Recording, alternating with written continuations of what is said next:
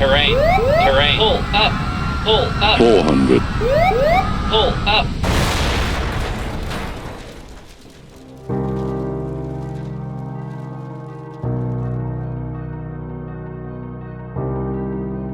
The flight was scheduled to depart from Karachi International Airport in Pakistan for a domestic flight to Islamabad.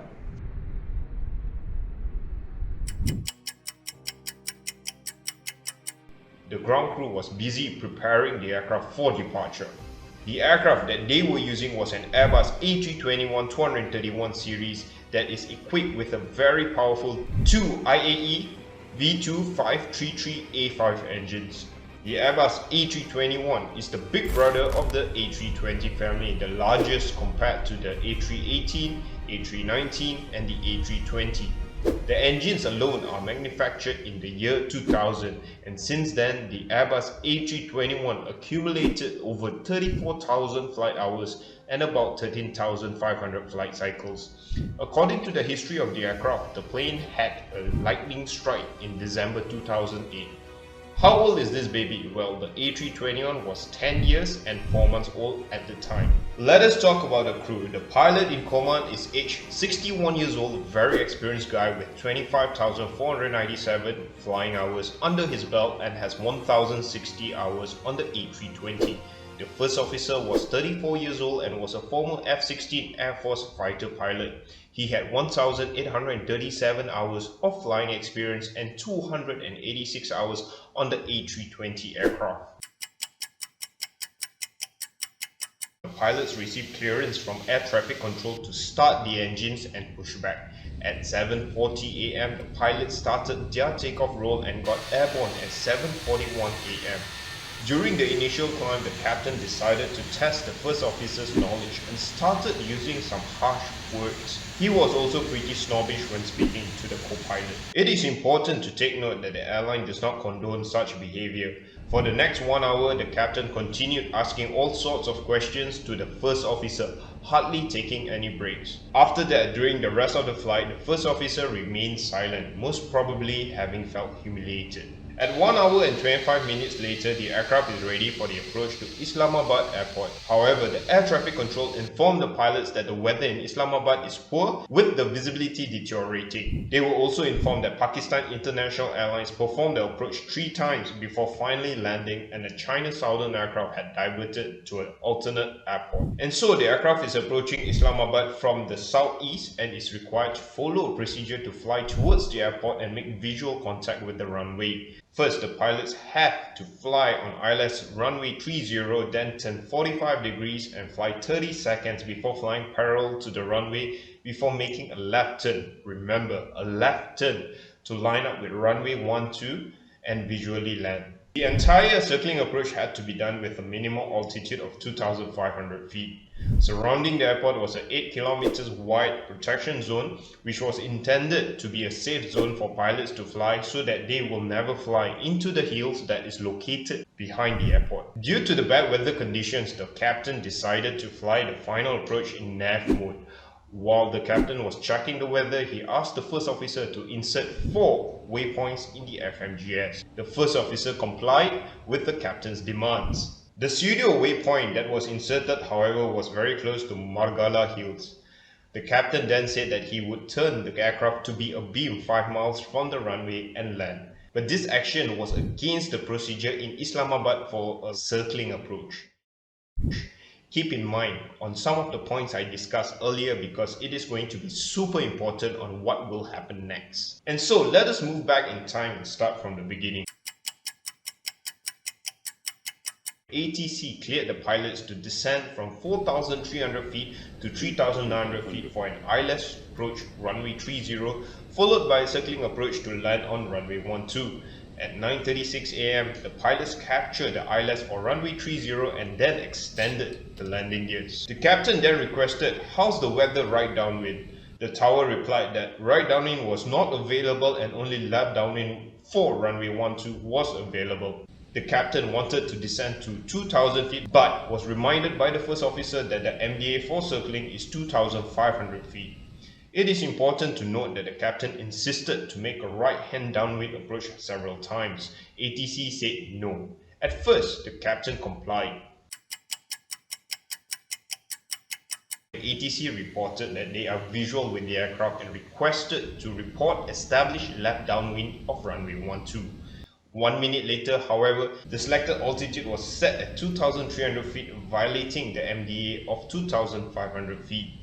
The captain asked the first officer to activate the secondary flight plan. According to the CVR, the captain could be heard laughing off an order saying, "Let him say what he wants to say." Then, for some unknown reason, he disobeyed the procedures. The aircraft was on a heading mode when they brake right. The first officer reminded, "Okay sir, are you visual?"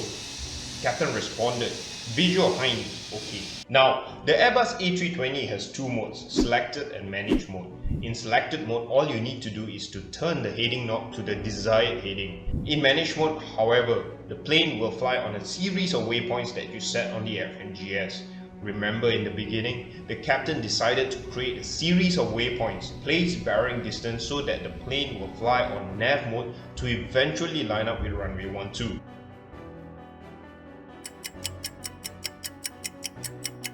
The aircraft was more than 3.5 nautical miles from the runway centerline, abeam the threshold of runway 12 with a heading of 352 degrees. The crew turned on a heading of 300 degrees. At 9:40 am, the lateral mode changed to nav. The aircraft started inching to the prohibited area. The ATC immediately told the pilots to turn left to avoid a no-fly zone. At the same time, the first EGPWS predictive Terrain ahead. caution was recorded on the CVR. The first officer said, "This sir, higher ground has reached. Sir, there is a terrain ahead. Sir, turn left." The captain had become very jittery in his verbal communication and displayed frustration, confusion and anxiety, resulting in further deterioration in his behavior.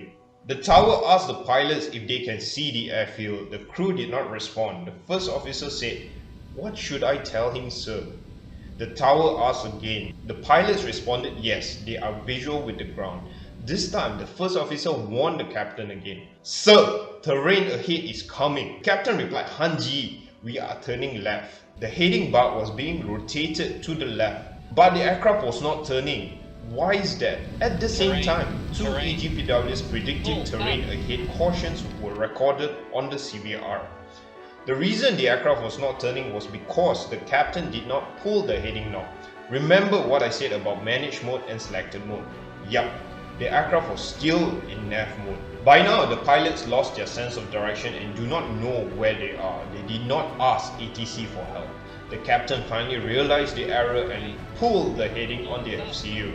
This time, the heading of the aircraft was 307 degrees and the captain overturned the heading. The selected heading is now 086 degrees. The aircraft sensed the shortest way to achieve the selected heading and turned right towards Margala Hills instead of left. Multiple EGPWS Terrain ahead. Pull up. was recorded on the CVR.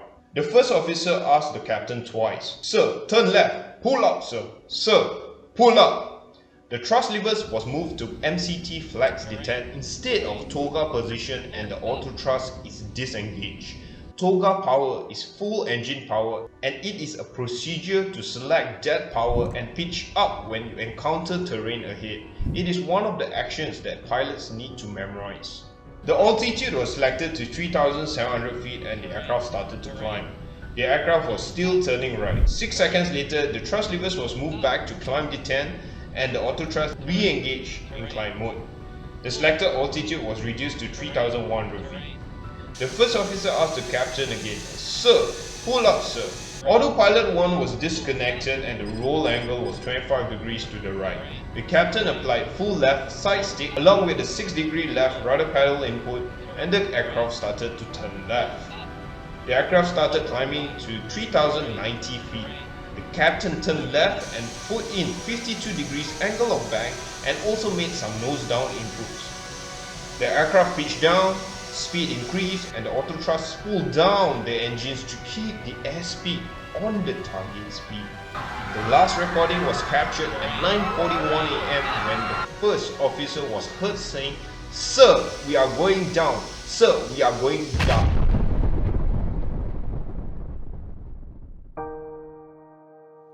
The The high rate of descent of 3,000 feet per minute at very low altitude could not be arrested, and the aircraft flew into a hill and was completely destroyed. All 151 souls on board perished.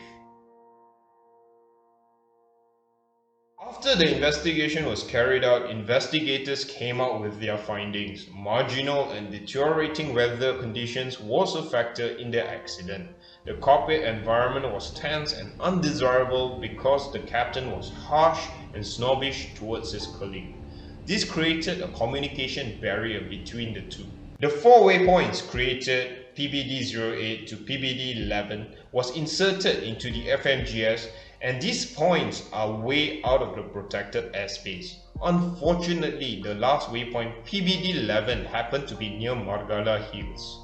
The captain also had a strong fixation to fly right-hand downwind of runway 12, which was not allowed according to procedures, and low clouds was reported at that time. He also continued the downwind leg with no visual reference to the ground because at one point the first officer asked, "What should I tell him, sir?"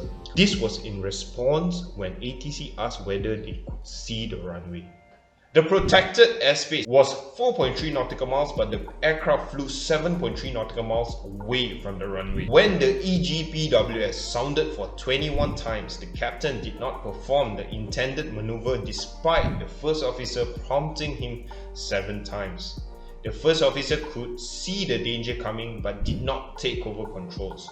And so, the investigators highlighted the importance of CRM for safe flying. Thank you so much for watching, and I will see you in the next video. Bye.